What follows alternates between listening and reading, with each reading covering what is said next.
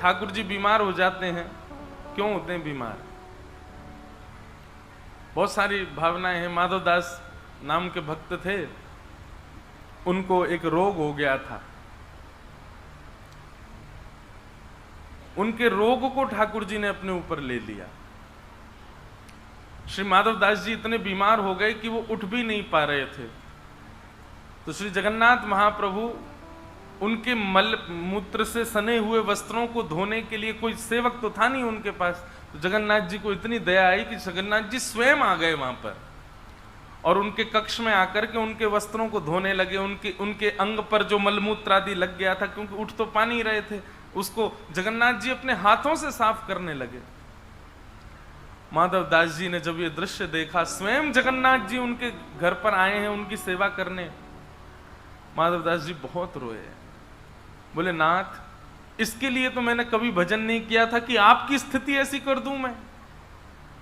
आप मेरे मलमूत्र से सने हुए वस्त्रों को धो रहे हैं, मेरे तन का स्पर्श कर रहे हैं, मुझे बहुत पीड़ा हो रही है नाथ। ठाकुर जी बोले आप भक्त लोग हमारी इतनी सेवा करते हैं, अगर हम आपकी थोड़ी बहुत कर दें तो इसमें क्या बुराई? और आपकी इतनी दूषित स्थिति हो गई है, और ये तो बाहर का मल है माधवदास, तुम तो हृदय से परम पवित्र हो। मुझे बाहर की शुद्धता आकर्षित नहीं करती है, मैं तो हृदय की पवित्रता से आकर्षित होता हूं। बाहर से मलमूत्र से सने हो तो क्या हुआ, हृदय से तो परम पवित्र होना। माधवदास जी ने ठाकुर जी का हाथ पकड़ लिया। बोले आप सर्व समर्थवान हो, ये सब नाटक क्यों कर रहे हो? मेरे वस्त्र धो रहे हो, मेरे हाथ पांव साफ कर रहे हो, आप चाहो तो चुटकी बजा दो मैं ठीक हो जाऊंगा। भगवान अगर दृष्टि से देख लें और वो व्यक्ति तब भी रोग में रहे तो ये कैसे भगवान? आप तो मेरे ऊपर दृष्टि डाल दीजिए ना, मेरे रोग को दूर कर दीजिए। रोग दूर हो जाएगा तो आपको मेरी सेवा नहीं करनी पड़ेगी, मैं भी प्रसन्न हो जाऊंगा। महाप्रभु जगन्नाथ जी कहते हैं ये तुम्हारे कर्मों का फल है, चाहे इस जन्म के चाहे पूर्व जन्म के। और यदि जीवन में किए गए या पूर्व जन्म में किए गए कर्मों का फल संसार में यदि नहीं भोगा गया, अभी तुम मान लो कि तुमने मुझसे प्रार्थना की और मैंने तुम्हारे कर्म फल को यदि काट दिया, तुम्हारे प्रारब्धों को यदि नष्ट कर दिया ना माधवदास, तो जो वो शेष रह जाएगा ना जो तुमको भोगना है, उसको भोगने के लिए तुमको पुनर्जन्म लेना पड़ेगा। हम लोग जन्म क्यों लेते हैं? कई लोग जन्म लेते हैं कर्मों का बर्डन और बढ़ाने के लिए, और कई लोग जन्म लेते हैं अपने पूर्व जन्म के भी कर्मों के भोगों को भोग करके निवृत्त होने के लिए। वैसे तो वास्तव में जन्म हमारा निवृत्ति के लिए हुआ है, भोगने के लिए हुआ है, पूर्व के प्रारब्धों को भोगने के लिए, पूर्व के किए कर्मों को जीवन में सहने के लिए। लेकिन हम इतने क्या बताएं कौन हैं हम? यहां आए हैं पूर्व का सब लेखा जोखा समाप्त करने के लिए, पर उसको तो समाप्त करते हैं और ज्यादा बढ़ा लेते हैं। कर्जा खत्म तो करते नहीं, और ज्यादा दुगना सिर पर चढ़ा लेते हैं, और फिर इसी चक्कर में हम भटकते रहते हैं। पुनरपि जननम पुनरपि मरणम पुनरपि जननी जठरे शयनम। वास्तव में आध्यात्मिक होना, भक्ति पथ का पथिक होना, उसके लिए एक ही सूत्र है कि यह समझ जाओ कि आप जीवन में जो कुछ भी अनुभव कर रहे हैं, जो कुछ भी फेस कर रहे हैं, जो कुछ भी अपने जीवन में आप जिस स्थिति से लड़ रहे हैं, जूझ रहे हैं, ये सब आपके प्रारब्ध हैं। उन प्रारब्धों को भोगो, प्रारब्धों से लड़ो, दूसरा कुछ निर्माण मत करो। पर नहीं, हम लोग संसार में रहते रहते और बहुत कुछ निर्माण कर लेते हैं, बहुत सारे अपने विषय भोग और बहुत सारी कामनाओं से और ज्यादा कर्म फलों को इकट्ठा कर लेते हैं। पर याद रहे, जब तक ये प्रारब्ध नष्ट नहीं होगा ना, तब तक ठाकुर जी मिल नहीं सकते।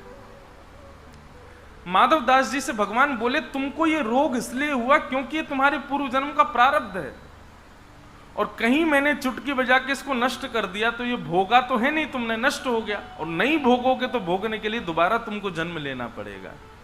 इसलिए माधवदास 15 दिन का रोग और बचा, इसको भोग लो। माधवदास बोले लेकिन शर्त है। बोले क्या? मुझे भोगने में कोई दिक्कत नहीं, मुझे कष्ट सहने में कोई दिक्कत, आप नहीं आओगे मेरे पास, ये सेवा एवा आप नहीं करोगे मेरी। जगन्नाथ जी बोले मैं तो करूंगा। अब जगन्नाथ जी में जिद लगी है मैं सेवा करूंगा, माधवदास कह रहे हैं कि मैं आपको करने नहीं दूंगा, 15 दिन का अभी प्रारब्ध बचा है। माधवदास जी बोले नहीं प्रभु, आपको मैं सेवा नहीं करने दूंगा। तो भगवान बोले ठीक है, हम पर एक उपाय और है, वो हम कर देते हैं। तो माधवदास जी बोले क्या उपाय है? बोले यहां नहीं, श्री मंदिर में जाके करेंगे, तुम ठीक भी हो जाओगे और हमको सेवा में भी नहीं आना पड़ेगा। माधवदास जी बोले ठीक है। अब माधवदास जी को पता नहीं था ये क्या करने वाले हैं। ठाकुर जी श्री मंदिर में गए और माधवदास का जो 15 दिन का अभी प्रारब्ध बचा था उसको अपने ऊपर ले लिया, और अपने ऊपर लेकर के स्वयं ठाकुर जी बीमार हो गए, उष्ण हो गए। बताओ, ठाकुर जी बीमार पड़ गए, तुम ताली बजा रहे हो। संसार में कोई बीमार पड़ता आप ताली बजाते हो? वाह, तुम आईसीयू में चले गए, ओहो तुमको ग्लूकोज चढ़ रही है, ऐसे कौन करता है भाई? ताली क्यों बजाई आपने? माधवदास जी का पीड़ा ठाकुर जी ने अपने ऊपर ले ली।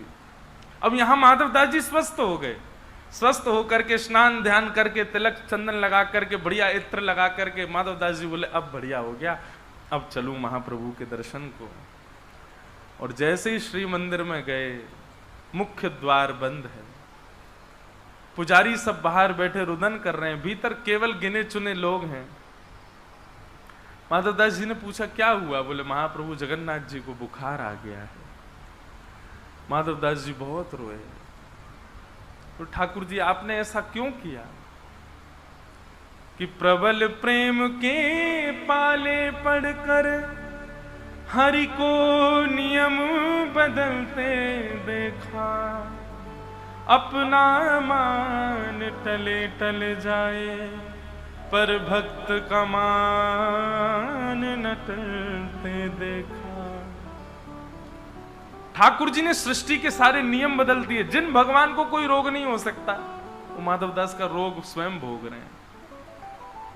हमारे ब्रज के रसिक जन कहते हैं आज भी जगन्नाथ जी बीमार पड़ते हैं, निश्चित ही इतने लाखों करोड़ों लोग दर्शन करने जाते हैं, किसी ना किसी रोग, किसी ना किसी के रोग को आज भी महाप्रभु जी अपने ऊपर ले लेते हैं। आज भी 15 दिन के लिए ठाकुर जी बीमार पड़ते हैं। है ऐसा प्रेमी कोई?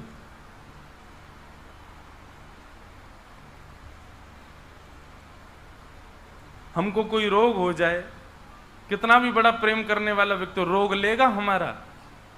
कभी नहीं ले सकता। कोरोना हो गया था, लोग बाग बच करके भागते थे, बोले हमको नहीं हो जाए कहीं इससे।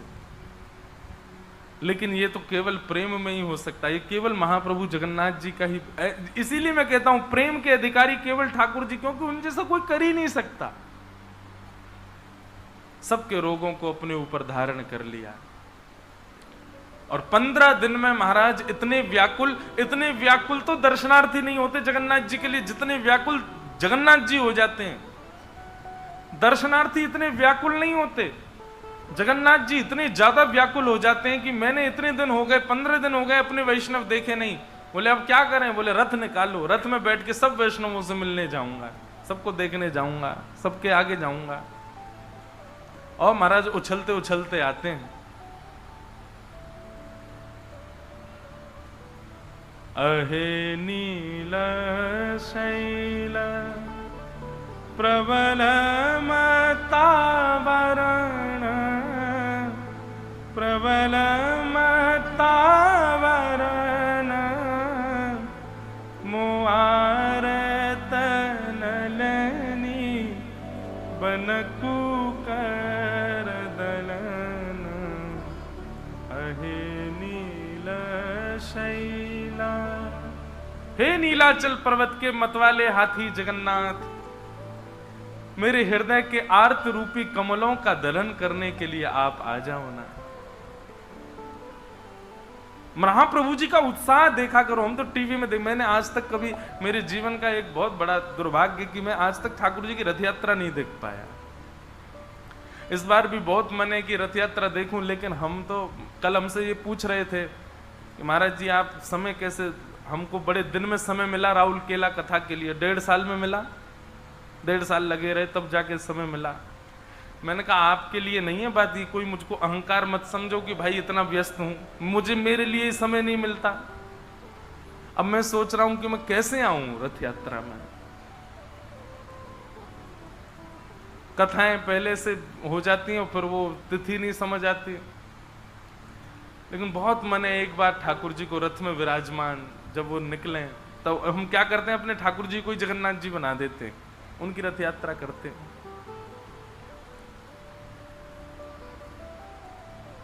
साल बेग के लिए ठाकुर जी ने अपना रथ रोक दिया। कहे साल बेग हीन जाति रे यवन, कहे साल बेग हीन जाति रे यवन, श्रीरंगा चरण तल। फिर आगे क्या है, का होगा, अहे नील शैल प्रबल मतावरण, मुआरत नलनी बनकु कर दलन।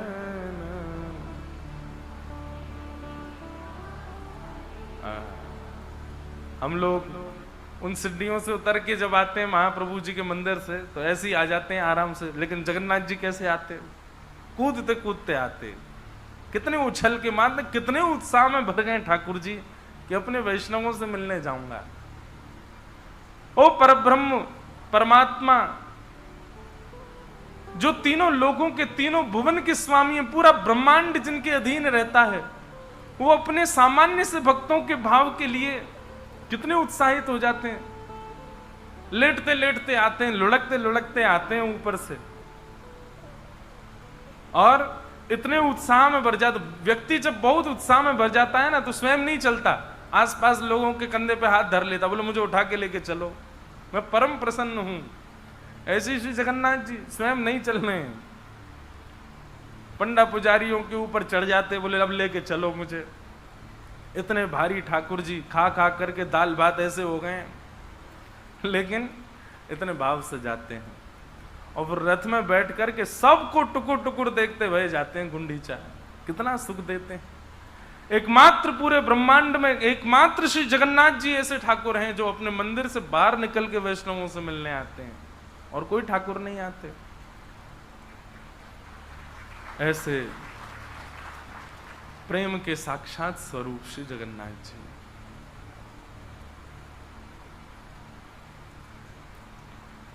ऐसे महाप्रभु जी को हम प्रणाम करते हैं। प्रथम दिन कथा करने आए तो पूरी दर्शन करके आए थे, पर अब यहां से सीधे वृंदावन जा रहे हैं, तो हमारी जगह अब आप लोगों में से कोई चले जाना जगन्नाथ जी, और जाकर के महाप्रभु जी को प्रणाम करके कहना जल्दी बुलावें। उड़ीसा में आसपास भी कहीं कथा हो जाती है तो ऐसा लगता है कि पुरी में ही बैठे हैं हम, महाप्रभु जी के पास ही, अनायास ही उनकी याद खूब आती है यहाँ करके। तो बस ठाकुर जी से प्रार्थना करना कि जल्दी हमको उड़ीसा बुलावें, जल्दी पुरी बुलावें, जल्दी राउरकेला बुलावें, जल्दी ही यहाँ आकर के फिर से श्री जगन्नाथ जी का यश गाने का अवसर मिले, ऐसी प्रार्थना।